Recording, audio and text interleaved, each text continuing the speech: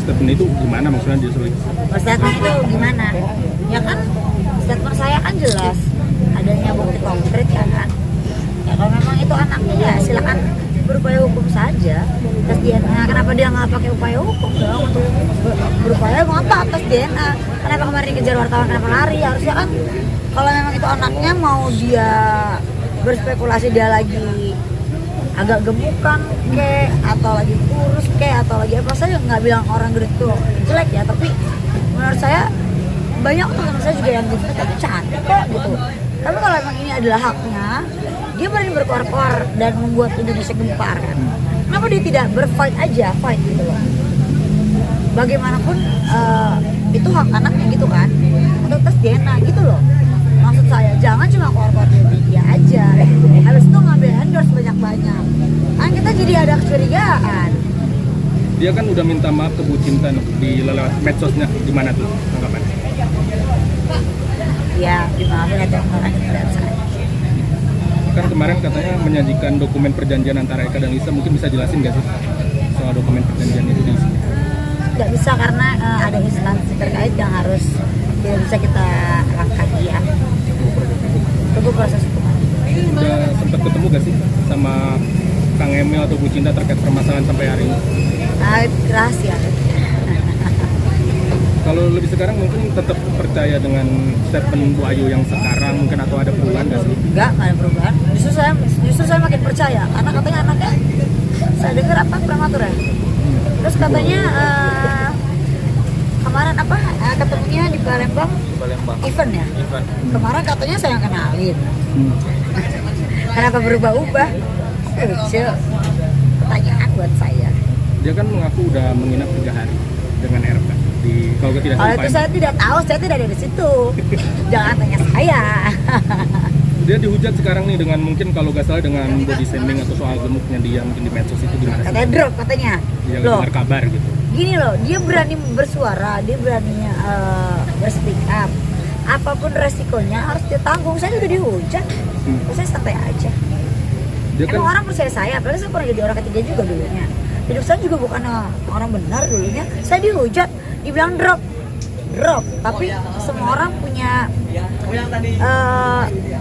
titik balik. Jadi di sini saya punya kepercayaan bahwasannya akan ada matahari di mana nanti akan menyinari. Dan ini semua akan terbongkar nanti. dia mengaku udah menyesal dan tetap pengen memperjuangkan hak anaknya. Ya silahkan perjuangkan, itu juga justru yang bagus. Itu yang saya dari kemarin kan ya, jangan kemana-mana, jangan melebar. Kenapa melebar ke saya, kenapa serang personal saya? Justru itu yang bagus. Saya setuju dan saya dukung. Tapi kenapa nih kuasa hukumnya belum menggugat juga Kang Emil ke pengadilan? Kita nggak tahu. Wah, saya tidak tahu, tanya sendiri. Ini kan kuasa hukum saya, bukan kuasa Yang hukum Kang penting. Emil. Ya, Ada lagi? Tanyakan kuasa hukumnya. tanyakan langsung ya. Mungkin Mas Doni bisa nambahin kali.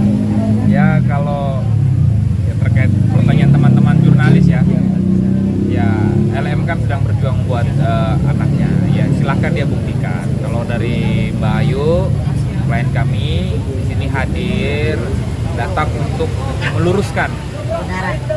informasi-informasi miring.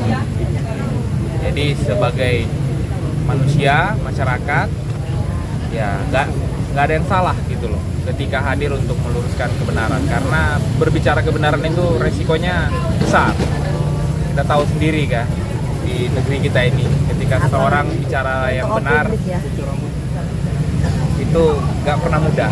Nah kalau untuk ya Pak LM silahkan dia proses, ya kami juga akan proses jalur hukum juga atas segala cuitan, tuduhan-tuduhan yang tidak berdasar terhadap klien kami, dan kami akan proses hukum terhadap itu. Berarti ada kerugian dong. Soal proses hukum nih. Maksudnya kan tadi katanya mau menggugat, berarti ada kerugian yang dialami Bu Ayu gak sih? Lah, menurut kamu ada kerugian nggak? Emang cerita-ceritanya menurut kalian keterlaluan gitu aja sih ya. Saya kayaknya tidak perlu berbicara. Kalau kamu menginginkan saya ada kerugian atau tidak, saya tidak ke endorse. Jadi kalau kerugian mungkin dia takut kerugian kali, nggak ada endorse lagi nanti. Dan kalau nggak dibuat rame terus, nggak ada endorse lagi dia. Sepi nanti dia. Saya bicara soal mau melakukan laporan ke bagian ucapan mana sih yang Satu oknum dan institusi negara yang membuat saya kecewa. Kenapa bisa itu data terbongkar? Itu kan yang punya hanya mereka. Dia bilang nih, lo pernah digerebek, foto itu berdasarkan apa? Saya masih ada di sini, saya nggak pernah di penjara, saya nggak pernah terbukti memakai narkoba. Bahkan digerebek 2 kali, 3 kali ya bisa jasa telepon Anda ya. 3 kali, saya nggak pernah terbukti memakai narkoba. Di tes urin kah, bukti kah? Tapi kalau obat antidepresan, ya saya memakai. Karena dari dasarnya, dari dulu kayaknya udah pada tahu deh, ya kan? Kapan rencananya Boy mungkin melaporkan? Dalam waktu dekat kita akan melaporkan itu. Kita tuh nggak mau keluar-keluar, nanti kalian lihat aja. Kita mau silent killer aja. Polda atau Polres? Adalah Bisa Polda, bisa Polres. Ya, yang penting tempatnya adalah institusi kepolisian. ya. Masih buktinya masih mengumpulkan atau sebenarnya udah lengkap? Udah lengkap. Kan banyak di internet lah ya. Kita bisa lihat sendiri ada Tidak usah di tuduhan. internet, kita juga sudah capture semua. Iya. Ada.